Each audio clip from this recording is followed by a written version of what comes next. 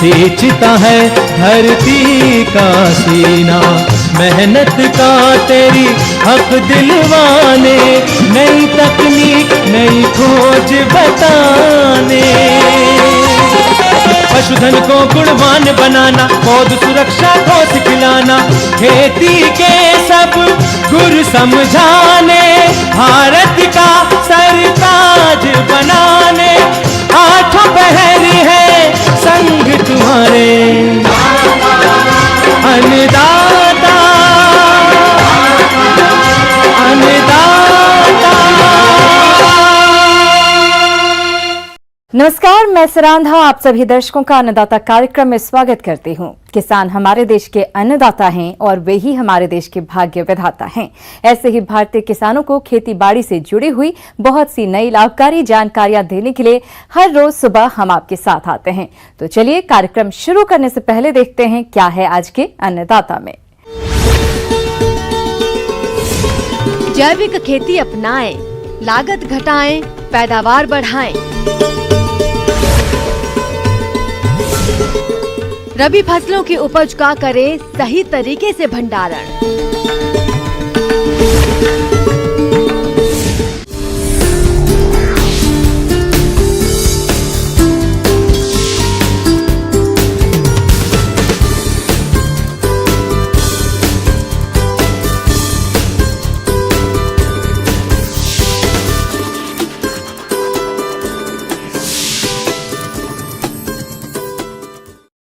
आज जैविक खेती की ओर किसान अपना रुख कर रहे हैं।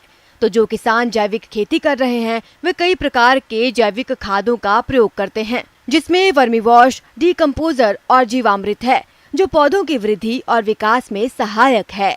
साथ ही वर्मी वॉश, डीकंपोजर और जीवामृत द्वारा कई प्रकार के कीटों का नियंत्रण भी आसानी से कर सकते हैं। कुछ ऐसा ही कर रहे हैं एक प्रगतिशील किसान राम सिंह गुर्जर।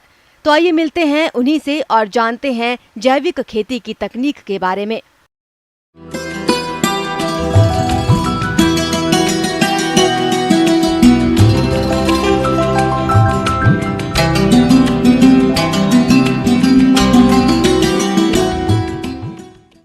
मैं सब्जियों की खेती बाड़ी करता हूँ, जिसमें मैं जो खुद पेस्टिसाइड बनाता हूँ, जिसमें वेस्ट डीकंपोजर और मैं कंपोस्ट होते हैं। जो ये वेस्ट डीकंपोजर है, जो फर्स्ट 1 बीघा में 200 से 300 लीटर डाला जाता है जी।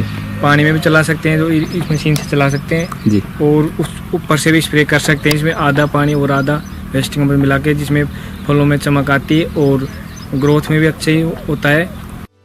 जैविक खेती के अंतर्गत बात करें जीवामृत की, तो ये एक अत्यधिक प्रभावशाली जैविक खाद है, जिसे गोबर के साथ पानी में कई और पदार्थों को मिलाकर बनाया जाता है। किसान भाइयों, फसलों और फल बागों में जीवामृत के प्रयोग से होने वाले लाभ इस प्रकार से है। जीवामृत सभी फसलों के लिए लाभकारी है। इसमें कई लाभकारी जीवाणु पाए जाते हैं। इसके प्रयोग से फसल की रोग प्रतिरक्षा क्षमता बढ़ती है।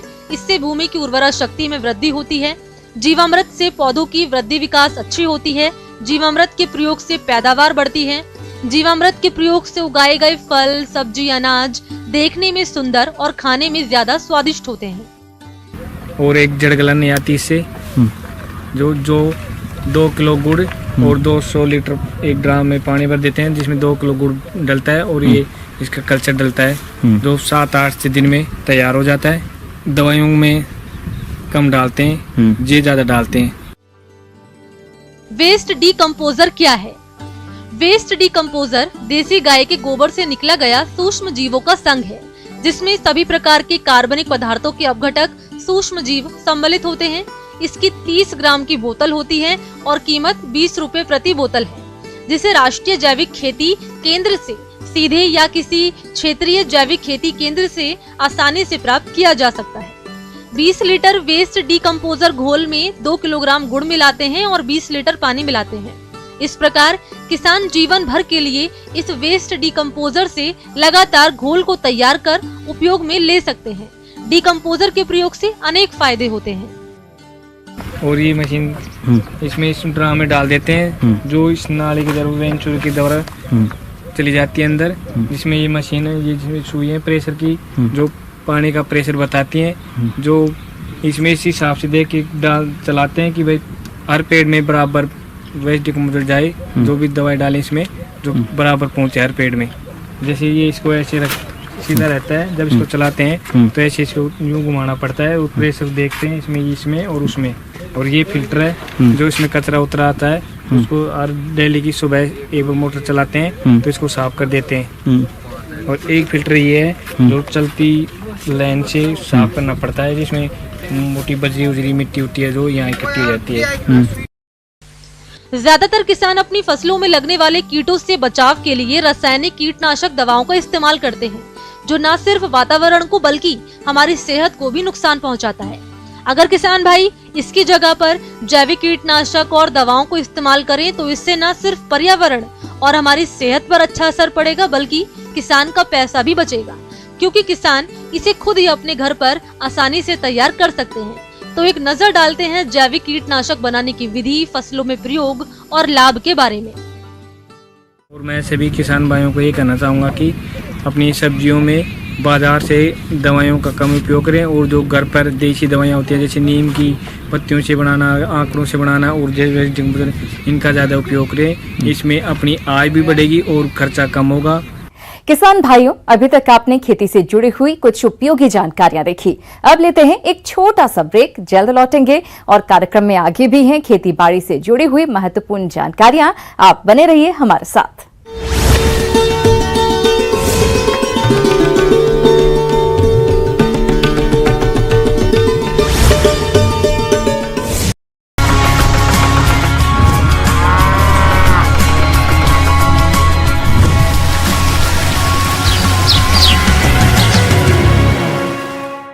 ब्रेक के बाद आप सभी दर्शकों का अन्नदाता में स्वागत है। चलिए अब रुक करते हैं अगली कड़ी की ओर।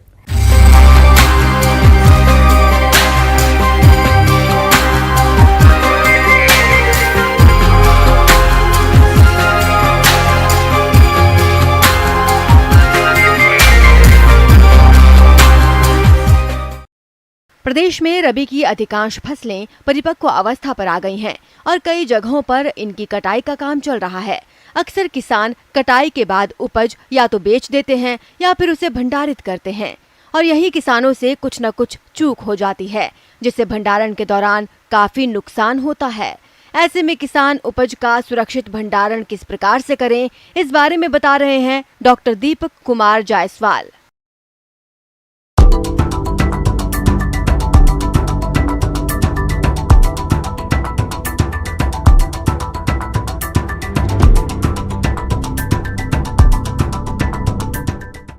नमस्कार किसान भाई, आज हम लोग बात करेंगे भंडारण के विषय में और विभिन्न प्रकार के दलहनी फसल जैसे मसूर हुआ, मटर हुआ, आपका ये अरहर वगैरह हुआ। तो कटाई के उपरांत सबसे बड़ी हमारे लिए चुनौती होती है, किसान भाइयों के लिए चुनौती होती है उसका संरक्षण, क्योंकि फसल उत्पादन तो अच्छा हो जाता है, बहुत मेहनत करते हैं, उत्पादन अच्छा हो जाता है, लेकिन उसको बचाना भी हमारे लिए एक बड़ा ही महत्वपूर्ण कार्य होता है। देश के कुल उत्पादित खाद्यान्नों का 72.5% भंडारण किसानों के घरों में पुरानी एवं परंपरागत विधाओं से अनाज भंडारण किया जाता है, जबकि 27.5% सरकार वैज्ञानिक भंडारण भविष्य की आवश्यकताओं के मद्देनजर वैज्ञानिक ढंग से करती है। फसलों की कटाई के बाद अनाज को विभिन्न स्तरों पर क्षति होती है। भौतिक रूप से अधिक ताप या नमी से अनाज को नुकसान होता है, जिससे अनाज की पौष्टिकता में कमी आती है। आमतौर पर कीड़ों द्वारा 2.55%, कटाई मढ़ाई द्वारा 1.68%, सूक्ष्म जीवाणु एवं नमी से 0.68%, चूहों द्वारा 2.50%, पशु पक्षियों द्वारा 0.85%, यातायात से 0.15% तथा प्रसंस्करण से 0.92% क्षति होती है। इस प्रकार लगभग भंडारण ठीक प्रकार न हो पाने के कारण अनाज का लगभग 10% का प्रतिवर्ष नुकसान देश में होता है। तो भंडारण मुख्यतः दो वजह से किया जाता है, एक खाने के पर्पज से, उपभोग के लिए, और दूसरा होता है बीज के पर्पज से। तो जैसा कि हमको पता है कि जो हम बीज के लिए हम रख रहे हैं उसमें तो हमको बहुत आसानी रहती है कि भाई हम उसमें कोई भी केमिकल इंसेक्टिसाइड और कोई भी पेस्टिसाइड मिला सकते हैं, लेकिन जब हम उपभोग के लिए करते हैं तो उसमें हम नहीं मिला सकते हैं, क्योंकि हमको उसको डायरेक्टली हम उसको खाते हैं, उसको हम यूज करते हैं दाल के रूप में और भी विभिन्न तरह से, तो उसके लिए हमको ध्यान बरतना होता है। तो ये जो भंडारण की प्रक्रिया है वो शुरू हो जाती है खेत से ही। मुख्यतया जो नुकसान पहुंचाते हैं वो होते हैं कीट। कीटों में 4 अवस्थाएं होता है उसमें एग, लार्वा, प्यूपा और एडल्ट। तो किसान भाई क्या होता है कि जब भी बोरा वगैरह जिसमें वो संरक्षित करते हैं उसकी सफाई अत्यंत आवश्यक है, क्योंकि उसमें जो उसका होता है प्यूपल स्टेज वो उसमें पड़ा रहता है, जिसको किसान भाई आँख से, हम भी कोई आँख से उसको नंगे आँख से नहीं देख सकते हैं। तो जब हम उसको सुखा देते हैं या उसको धूप में हम 24 घंटे 48 घंटे के लिए जब हम रख देते हैं तो उससे हमको ये फ़ायदा होता है कि उस पर जो प्यूपा होते हैं, जो उसका रेस्टिंग स्टेज होता है, उसकी मृत्यु हो जाती है।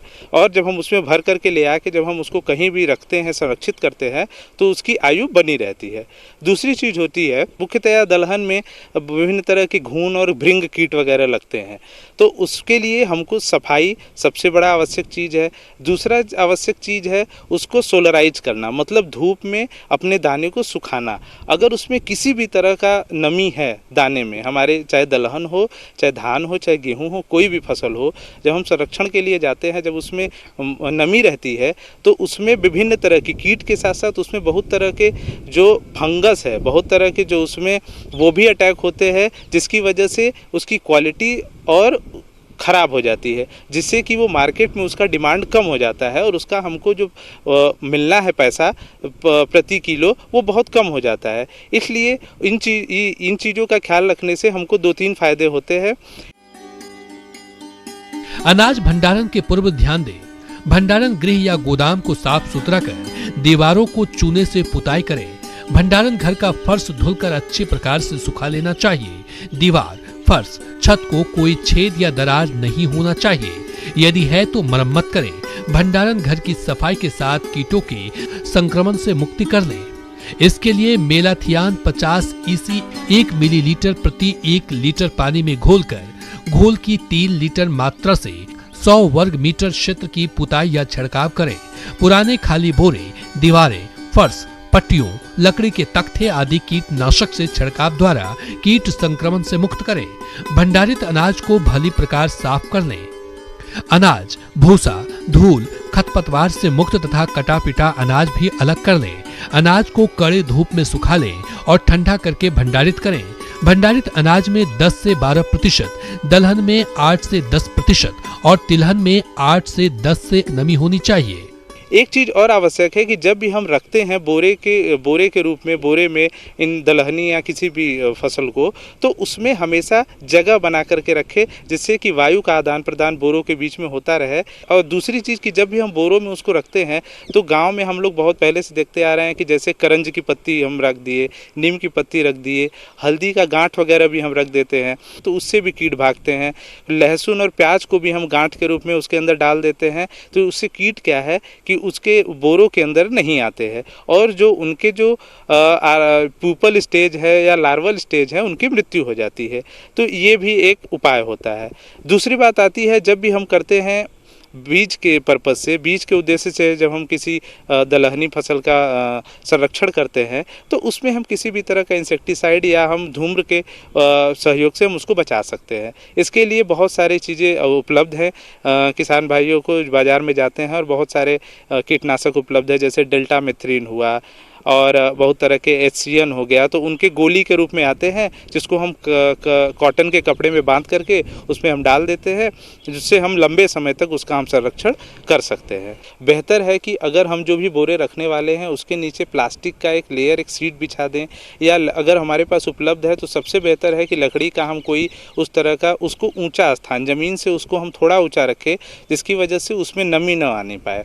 वहाँ पर उसके बाद हम बोरों का भंडारण करें, जिससे कि सुचारू रूप से हम भंडारण कर सके। आगे और भी हैं खेतीबाड़ी से जुड़ी हुई बहुत सी रोचक जानकारियां, पर यहां पर रुकेंगे एक और ब्रेक के लिए। जल्द हाजिर होते हैं।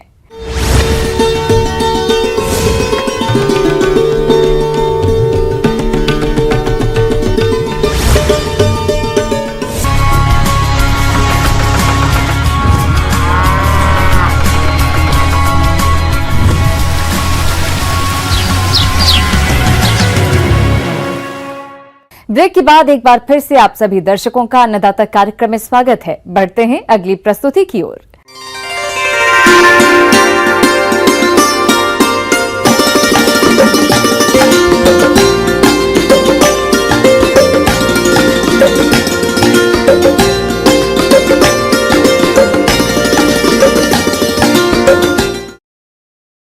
जरबेरा फूल की बढ़ती मांग को देखते हुए हमारे प्रदेश के किसान इसकी खेती पॉली हाउस में कर रहे हैं, लेकिन अच्छा लाभ वही प्राप्त करते हैं जो फसल में किए जाने वाले जरूरी कार्य सही समय से करेंगे, जैसे कि सिंचाई, उर्वरकों का प्रयोग और पौधा संरक्षण उपाय आदि।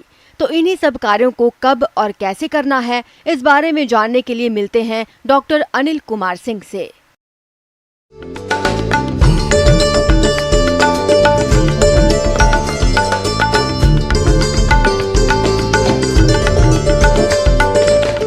जरबेरा फसल की बात है तो बहुत ही खूबसूरत फसल है और बहुत अच्छी आमदनी देने वाली फसल है, नो डाउट इसमें। और इस फसल का जो औसत तापमान है वो 15 डिग्री से लेकर 25 डिग्री के सेंटीग्रेड के तापमान में ये फसल बहुत अच्छी करती है। लेकिन जब हम पॉली हाउस और ग्रीन हाउस और शेडनेट के अंदर खेती कर रहे हैं तो वहाँ पर हमको यही ध्यान रखना होगा कि तापमान और नमी दोनों चीज़ को नियंत्रित करें। और नियंत्रित करने के लिए आपके ग्रीन हाउस या पॉली हाउस में, शेडनेट में तमाम संसाधन दिए होंगे, जैसे फागर है, स्प्रिंकलर है, तो उसका इस्तेमाल करें। ध्यान ये रहे कि ज़्यादा नमी ना हो और समय समय पर खरपतवार का नियंत्रण हेतु आप उसकी निकाई गुड़ाई करते रहें और इस तरह से आप करें तो आपकी अच्छी फसल मिलेगी। रोपाई के 3 सप्ताह बाद उर्वरकों से NPK 19:19:19 का 0.4 ग्राम मात्रा प्रति पौधे की दर से 1 दिन के अंतराल पर पहले 3 माह तक या जब तक वानस्पतिक पर पौधा हो उस मात्रा में देते रहना चाहिए। जब पौधों पर फूल आने लगते हैं तब NPK 12:8:35 का 0.4 ग्राम मात्रा प्रति पौधे की दर से 1 दिन के अंतराल पर देते रहना चाहिए। इससे अधिक फूल एवं फूल गुणवत्ता अच्छी रहती है। और दूसरा, तापमान कम करने के लिए वाटर स्प्रे करेंगे फागर के द्वारा, कम से कम 10 बजे दिन से लेके 4 बजे शाम तक। और उसके बाद उसमें आप देखेंगे कुछ वेंटिलेशन साइट्स खुली होंगी, उस वेंटिलेशन साइट्स को खोल दें ताकि उसमें हवा का आदान प्रदान होते रहे।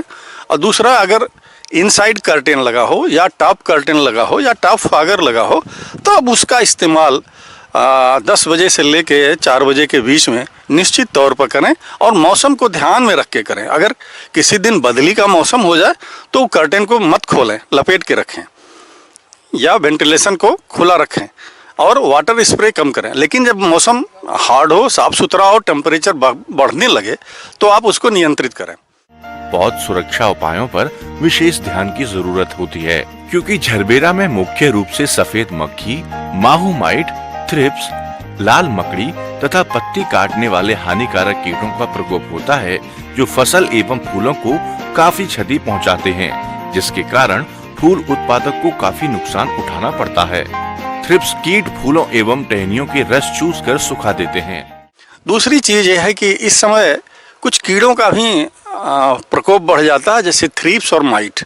ये दो जब हमारे टेम्परेचर बढ़ने लगते हैं तो 2 कीड़ों का संख्या बढ़ जाती है, जिससे हमारे जरबेरा का पौधा सफ़र करता है। तो इसके लिए आप क्या करें कि पाइप के द्वारा पौधों की धुलाई हर दूसरे तीसरे दिन, यानी हफ्ता में 2 दिन पौधों की वॉशिंग करें।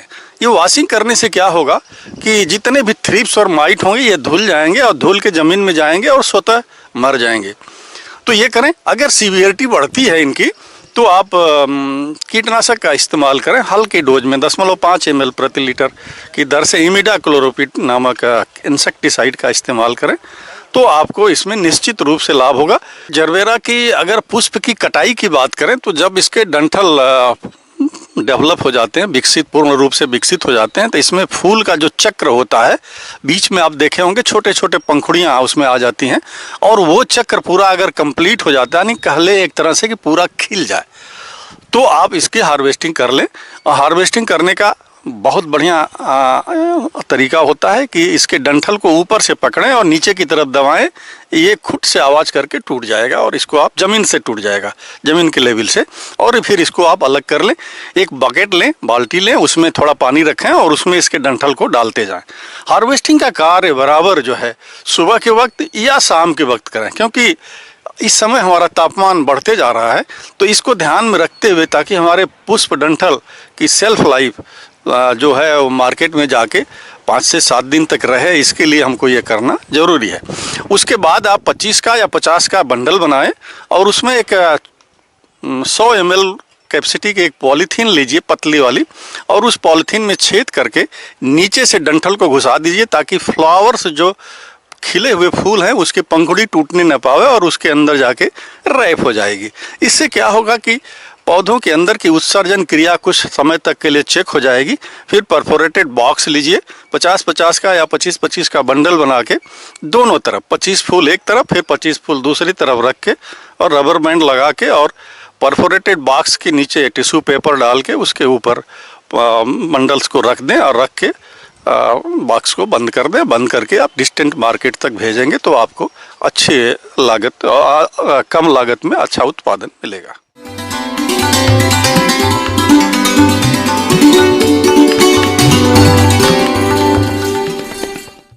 अन्नदाता हेल्पलाइन निःशुल्क फोन संपर्क सेवा के माध्यम से आपके द्वारा पूछे गए प्रश्नों में से 1 या 2 महत्वपूर्ण प्रश्न को हम अपने कार्यक्रम में शामिल करते हैं। इसी के तहत आज का चयनित प्रश्न और उसका जवाब इस प्रकार है। आज के अन्नदाता हेल्पलाइन में जिस प्रश्न को कार्यक्रम में शामिल किया गया है उसे पूछा है ग्राम हमीदपुर, जिला नागौर के किसान नीरज सिंह ने। आप गर्मी के मौसम में मुर्गियों की देखरेख के बारे में जानकारी चाहते हैं, तो नीरज सिंह जी आपकी जानकारी के लिए प्रस्तुत है कार्यक्रम का यह अंश। आज हम बात करेंगे गर्मियों में मुर्गियों की देखभाल के बारे में। गर्मी का सीज़न पहले देखा गया है कि अप्रैल माह से गर्मियाँ स्टार्ट हो जाती हैं। अप्रैल में मई माह में जैसे ही तापमान में वृद्धि होती है तो मुर्गियों के दाना खाने की क्षमता कम हो जाती है। सामान्यतः ये देखा गया है कि गर्मी के मौसम में यदि आप अपना शेड का एनवायरनमेंट अच्छा रखें, जिसको प्रॉपर मैनेजमेंट कहा जाए, तो इस मैनेजमेंट में सबसे पहले अपने को बाहरी जो तापमान है उसको एडजस्ट करने के लिए हम शेड के ऊपर सफ़ेद कलर का चूना या पेंट से पुताई करते हैं, जिससे जो शेड के ऊष्मा अवशोषण की जो गति है वो कम हो जाती है। इसके पश्चात जहाँ कहीं पे व्यवस्था है वहाँ पर स्प्रिंकलर छतों पर चलाने चाहिए। उस जगह पे अपन ये भी कर सकते हैं कि भूसा या पैरा आपकी छत पर बिछा करके भी उसका तापमान कम किया जा सकता है। इससे एक प्रतिकूल माहौल मिलता है मुर्गियों को। दूसरा उपाय ये किया जाता है कि साइड में जो छज्जे निकले होते हैं उस पर बोरे लगा दें और ज़रूरत पड़ने पर उन पर पानी चलाएं, जिससे कि अंदर जो हवा प्रवेश करे वो तकरीबन बॉडी टेम्परेचर को मैच करती हुई हो और उससे रिलैक्स मिल सके। तो ये बोरे तकरीबन 3 या 4 बजे के आसपास साइड से उठा दें, ऊपर कर दें, क्योंकि इसमें ह्यूमिडिटी अंदर बढ़ती है और सफोकेशन होता है। इसके पश्चात ये भी देखा गया है कि जहाँ पर शेड है वहाँ पर आप छायादार वृक्ष लगाएं, शेड के आसपास हरियाली रखें, जिससे कि शेड का तापमान सामान्य बना होता है। किसान भाइयों, मुर्गी पालन से आपको अच्छा लाभ मिले, इसके लिए आप गर्मी के मौसम में मुर्गियों के चूजों की देखरेख कैसे करें, आइए जान लेते हैं। यदि बात की जाए, जैसे ही हम चूजे लेकर के आते हैं फार्म पर, तो उन्हें इमीडिएट जैसे ही चूजे आए तो अपने उनके बक्सों से बाहर निकाल दें और बाहर निकालने के बाद ठंडा शीतल जल उनको प्रदान करें। उस जल पर तकरीबन 1 ग्राम पर लीटर के हिसाब से इलेक्ट्रोलाइट घोल दें और इस पानी को तकरीबन 5 से 6 घंटे पर रखें। उसके पूर्व जब लीटर बिछाते हैं उसकी मोटाई 1 से 1.5 सेंटीमीटर रखनी चाहिए। इसके पश्चात आप जैसे ही चूजे रखें तो तकरीबन पानी के 5-6 घंटे पिलाने के पश्चात 6 से 8 घंटे सिर्फ मक्के का दलिया प्रदान करें, जो आपका सुबह, शाम, दोपहर और रात 4 टाइम इनको शीतल जल प्रदान करें।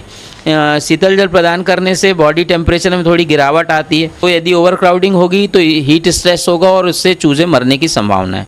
मतलब यदि आपकी कैपेसिटी 100 की है तो उसमें तकरीबन 80 ही चूजे रखें। जैसे ही चूजा बढ़ रहा है, आपको समझ में आ रहा है ओवर क्राउडिंग हो रही है, बहुत ज़्यादा चूजा दिखाई पड़ रहा है, तो आप वहाँ से चूजे शिफ्ट करते हुए जाएं। लिटर जो है इस सीज़न में देखा जाता है कि बहुत ज़्यादा ड्राई हो जाता है। बहुत ज़्यादा ड्राई होने पर थोड़ा जो है पानी का उसमें छिड़काव करें, ज़्यादा ना करें कि बहुत ज़्यादा गीला ना हो, इसलिए थोड़ा सा ऐसा हल्का छिड़काव करें, डस्टी ना हो, थोड़ा डस्ट ना उड़े, ऐसा छिड़काव करें। साफ़ सफाई अपने मुर्गी के बाड़े के आसपास साफ़ सफाई रखें। मुर्गियों के खाने दाने के बर्तन में साफ़ सफाई रखें। किसान भाइयों, मुर्गियों के उचित विकास के लिए गर्मी के मौसम में आहार प्रबंधन करते हुए मुर्गियों को हीट स्ट्रोक से कैसे बचाएं, आइए जानते हैं। अब बात करेंगे यहाँ पर मुर्गियों को जो आहार दिया जाए। पक्षी 1 किलो के ऊपर के हो गए हैं तो दोपहर के समय 11 से लेके 5 बजे के बीच में इनको आहार ना दें। सुबह के समय एवं शाम के समय आहार दें, क्योंकि आहार देने पर भी जो है आपका ऊष्मा का एक्सपांशन होता है, निकलती है, आपका शरीर से ऊष्मा निकलती है, इसलिए उसको भी कंट्रोल करने के लिए 10 से 5 के बीच में या 11 से 5 के बीच पे ना दें। ज़्यादातर ये देखा गया है कि मुर्गियाँ गर्मी के समय में हीट स्ट्रेस से बहुत ज़्यादा मरती हैं, तो इसको कम करने के लिए हम हीट स्ट्रेस के विटामिन जैसे विटामिन सी वगैरह इसमें मिलाते हैं। पानी में भी दे सकते हैं और दाने में भी दे सकते हैं। पानी में ग्लूकोज भी दे सकते हैं, ये गुड़ का घोल या सीरा भी दिया जा सकता है, जिससे कि इनकी एनर्जी मेंटेन रहे। बस पानी का ये ध्यान रखना है कि जब भी आपको देना है तो फ्रेश वाटर देना है और शीतल जल देना है, जिससे कि शरीर में जो आपकी ऊष्मा है कंपनसेट किया जा सके, ज़्यादा गर्मी ना हो। बताए गए जो समाधान है उसका अक्षर से पालन करके अधिक आय कमाएं आप। किसान भाइयों, अन्नदाता आपकी सेवा के लिए संकल्परत है। कृषि संबंधित समस्या और सुझावों के लिए आप हमें इस पते पर संपर्क कर सकते हैं। प्रोड्यूसर अन्नदाता, news 18 Rajasthan, Ramoji film city, Hyderabad 501512। साथ ही आप हमें ईमेल भी कर सकते हैं। हमारा ईमेल है p18annadataraajasthan@nw18.com। इसके अतिरिक्त आप हमें निःशुल्क हेल्पलाइन नंबर 180041921555 पर सोमवार से शनिवार सुबह 10 बजे से शाम 4 बजे के बीच संपर्क कर सकते हैं। किसान भाइयों, अब समय हो रहा है आपसे विदा लेने का, तो हमारी पूरी अन्नदाता टीम को दीजिए इजाजत। कल फिर आपसे मुलाकात होगी कृषि संबंधित कुछ और महत्वपूर्ण जानकारियों के साथ। नमस्कार।